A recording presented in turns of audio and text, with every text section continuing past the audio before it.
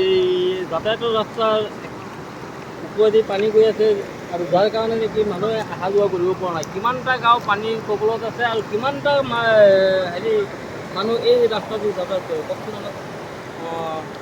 এইটো বৰপানী নদী হয় আৰু বৰপানী নদী আপোনালোকে শুনি পাইছে যে নিজৰ কাৰ্বি আংলং জলবিদ্যুতৰ 5 কেন্দ্ৰত খুলি দিয়া হৈছে।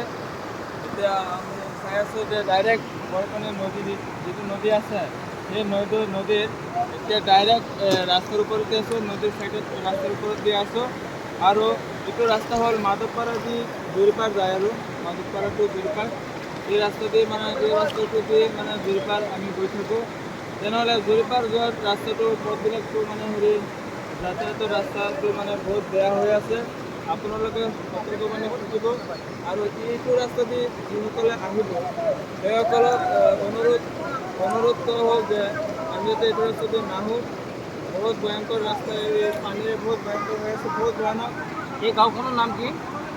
এই গাঁওখনৰ নাম জুৰিপাৰ। কিমানটা গাঁও এই ৰাস্তাদি যাতায়াত কৰে? কিমান গাঁৱৰ মানুহ? এইটো ৰাস্তাতে জুৰিপাৰ, কচুৱা, তাৰপিছত আৰু বহুত গাঁও আছে আমি জানো। এইটো ৰাস্তা দি ৰন যাব যায় নেকি? লং যাব, এইটো ৰাস্তা দি লং যাব পাৰে। তেনেহ'লে আমি যাতে এইটো ৰাস্তা দি নাযাওঁ, কাৰণ এইটো ৰাস্তা এতিয়া বহুত এই নদীখনৰ নাম কি? এই নদীখনৰ নাম বৰপানী নদী। বৰপানী নদী। কাৰ্বি আংলং জলবিদ্যুৎ প্ৰকল্পই যে ব্ৰিজত এৰিছে বুলি গম পায়? হয়, কেইটা এৰিছে বুলি গম পায়? আমি শুনা পাইছোঁ